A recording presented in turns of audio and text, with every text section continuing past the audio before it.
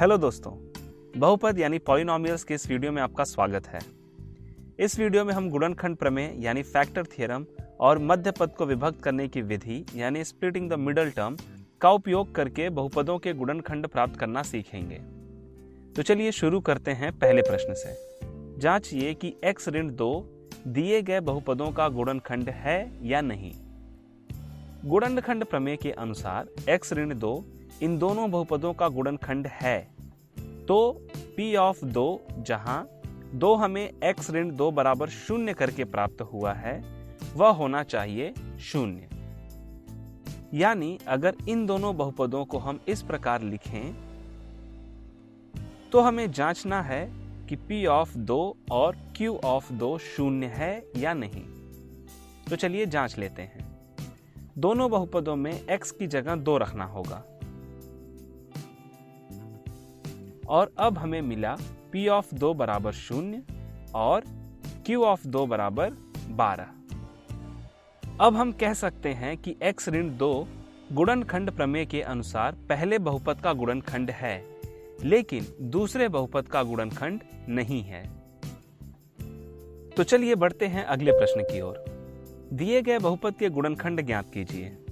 दोस्तों बताइए यहाँ आप किस विधि का इस्तेमाल करेंगे। क्या हम मध्य पद को विभक्त करने की विधि से शुरू कर सकते हैं? दोस्तों यह एक त्रिघाती बहुपद है और मध्य पद को विभक्त करने की विधि हम द्विघाती बहुपद के लिए इस्तेमाल करते हैं, इसलिए हम इस बहुपद को गुणनखंड विधि से हल करेंगे। सबसे पहला चरण है x घाते 3 के गुणक को 1 करके अचर पद के गुणनखंड निकालना। यहाँ x घाते 3 का गुणक 1 ही है, मतलब हमें ऋण 50 के गुणनखंड निकालने हैं और यह काफी आसान है। हमें बस उन संख्याओं की सूची बनानी है जिससे ऋण 50 पूर्णतः विभाजित होता है और उसके कुछ संभव मान यह हो सकते हैं। और अब आते हैं दूसरे चरण पर। हम एक एक करके इन संख्याओं को उनके चिन्हों के साथ बहुपद में रखेंगे और देखेंगे कि किस संख्या पर बहुपद 0 होता है। तो P ऑफ 1 हुआ 0, P ऑफ ऋण 1 हुआ ऋण 72, P ऑफ 2 हुआ 84, P ऑफ ऋण 2 बराबर ऋण 72, P ऑफ 5 600, P ऑफ ऋण 5 0, P ऑफ 10 2700 और P ऑफ ऋण 10 0। यहाँ x के 3 मान के लिए हमें 3 जगह 0 मिले और चूंकि यह एक त्रिघाती बहुपद है तो इससे अधिक शून्यक होंगे भी नहीं। और अब हम इस बहुपद को गुणनखंड के रूप में दर्शा सकते हैं। P ऑफ x बराबर x ऋण 1 गुणे x धन 5 गुणे x धन 10। दोस्तों आप पहला गुणनखंड प्राप्त करने के बाद बिना बाकी के गुणनखंड निकाले भी हल कर सकते हैं। देखते हैं कैसे। जब हमें P ऑफ 1 0 मिला तब हमें अपना पहला गुणनखंड प्राप्त हुआ x ऋण 1। तो अब हमारा काम है इस त्रिघाती बहुपद में से x ऋण 1 कॉमन निकालना। यदि इस बहुपद में पहले पद के बाद ऋण x घाते 2 होता तो हम x घाते 2 कॉमन निकालकर इस प्रकार लिख पाते, लेकिन यहाँ ऋण x घाते 2 ना होकर 14x घाते 2 है। तो हम क्या करेंगे? हम x घाते 3 के साथ एक बार x घाते 2 घटाएंगे और जोड़ेंगे। अब हम कॉमन ले सकते हैं। पहले दो पदों में से x घाते 2 कॉमन लिया तो मिलेगा x घाते 2 कोष्ठक में x ऋण 1। बचा हुआ x का वर्ग धन 14x का वर्ग हो जाएगा 15x का वर्ग धन 35x ऋण 50। अब यही कार्य हम 15x के वर्ग के साथ कर सकते हैं। यहाँ अगर पहला पद ऋण 15x होता तो हम 15x कॉमन लेकर इस प्रकार लिख पाते, 15x गुणे x ऋण 1। तो चलिए 15x एक बार घटाते हैं और एक बार जोड़ते हैं। अब फिर से 15x और 35x जोड़कर होगा 50x। इसके बाद हम सीधे 50 कॉमन लेकर x ऋण 1 लिख सकते हैं। इसके बाद सभी पदों से x ऋण 1 कॉमन लेकर ऐसे लिख सकते हैं, x ऋण 1 कोष्ठक में x का वर्ग धन 15x धन 50। यह द्विघाती बहुपद के रूप में है। क्या अब हम मध्य पद को विभक्त करने की विधि से हल कर सकते हैं? जी हाँ, यहाँ x घाते 2 का गुणक 1 और अचर 50 का गुणनफल है 50, और दो संख्याएं जिनका गुणनफल है 50 और योगफल है मध्य पद का गुणक 15, वह संख्याएं हैं 10 और 5।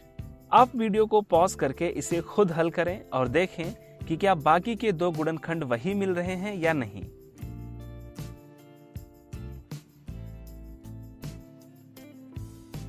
दोस्तों, इस वीडियो में बस इतना ही। हेलो दोस्तों, दो चर वाले रैखिक समीकरण यानी लीनियर इक्वेशंस इन टू वेरिएबल्स के इस वीडियो में आपका स्वागत है। पिछले सत्र में हमने दो चर वाले रैखिक समीकरणों के हल ज्ञात करना सीखा। आज हम उसी से संबंधित कुछ प्रश्नों को हल करेंगे। चलिए शुरू करते हैं अपने पहले प्रश्न से। दिए गए समीकरणों के 4 हल ज्ञात कीजिए। पहला समीकरण लेते हैं 8x बराबर 2y। पहला हल निकालने का एक बहुत ही आसान तरीका है कि हम x को 0 मान लेते हैं और y का मान ज्ञात करते हैं। इस समीकरण में x का मान 0 रखने पर y का मान 0 मिलता है, इसलिए 0,0 इस समीकरण का एक हल है। अब x का मान 1 लेते हैं और इस समीकरण 8x बराबर 2y में x का मान 1 रखने पर हमें एक चर वाला रैखिक समीकरण मिलेगा और उसे हल करने पर y का मान 4 मिला, तो 1,4 इस समीकरण का एक अन्य हल है।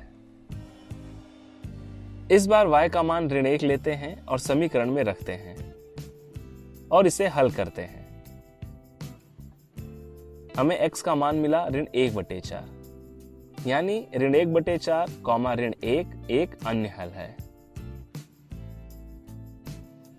अब तक हम कुल 3 हल प्राप्त कर चुके हैं। चौथा हल आप खुद से ज्ञात कीजिए। हल ज्ञात करने के लिए आप वीडियो को पॉज भी कर सकते हैं। अब हम दूसरा समीकरण लेते हैं और इसका भी हल ज्ञात करते हैं। 5m धन 3n बराबर 7।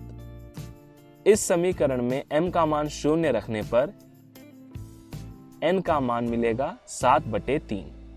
हमें इस समीकरण का पहला हल मिला 0,7/3। अब m का मान 1/5 रखते हैं और समीकरण का हल प्राप्त करते हैं। समीकरण को हल करने पर n का मान मिला 2। यह रहा समीकरण का दूसरा हल। अब n का मान 0 लेते हैं और समीकरण में रखकर m का मान निकालते हैं। यहां m का मान मिला 7/5, यानी 7/5, 0 यह समीकरण का एक अन्य हल है।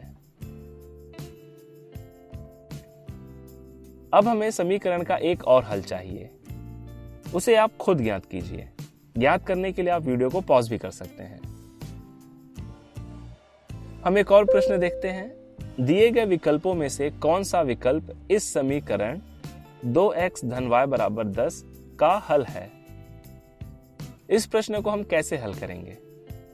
हम दिए हुए सभी विकल्पों के मान समीकरण में रखकर देखेंगे कि दायां पक्ष बाएं पक्ष के बराबर है या नहीं। यदि है तो वह विकल्प समीकरण का हल है। अब वीडियो पॉज करके प्रश्न हल करने का प्रयास करें। चलिए देखते हैं पहला विकल्प। इसमें x और y दोनों का मान 1 है। समीकरण में x और y 1 रखने पर समीकरण का मान मिल रहा है 3, जो 10 के बराबर नहीं है, इसलिए 1,1 इस समीकरण का हल नहीं है। अब दूसरे विकल्प 2,1 का परीक्षण करते हैं। इसमें x का मान 2 और y का मान 1 है। समीकरण में रखने पर मिला 5, इसलिए यह विकल्प भी समीकरण का हल नहीं है। अब हम तीसरा विकल्प लेते हैं, विकल्प 4,2। इसमें x का मान 4 है और y का मान 2। अब इसे भी समीकरण में रखकर देखते हैं। इसमें समीकरण का दायां पक्ष बाएं पक्ष के बराबर है, इसलिए यह विकल्प इस समीकरण का हल है। चलिए देख लेते हैं आखिरी विकल्प 2,4। इसका क्या हल है? यहां हमें मिला 8, इसलिए यह इस समीकरण का हल नहीं है। एक और प्रश्न देखते हैं। यदि 2,1 दिए हुए समीकरण 3x धन y बराबर p का एक हल है तो p का मान ज्ञात कीजिए। यदि 2,1 इस समीकरण का हल है, यानी अगर समीकरण 3x धन y बराबर p में x का मान 2 और y का मान 1 रखें तो दायां पक्ष बाएं पक्ष के बराबर होगा। इसलिए समीकरण में x का मान 2 और y का मान 1 रखने पर समीकरण कुछ ऐसा होगा। 3 गुणे 2 धन 1 बराबर p, यानी 6 धन 1 बराबर p, और p का मान 7 मिलेगा। इस समीकरण में p का मान 7 है। दोस्तों, आज के सत्र में हमने 2 चर वाले रैखिक समीकरण के कुछ प्रश्न हल किए। मिलते हैं अगले वीडियो में इसी से संबंधित कुछ तथ्यों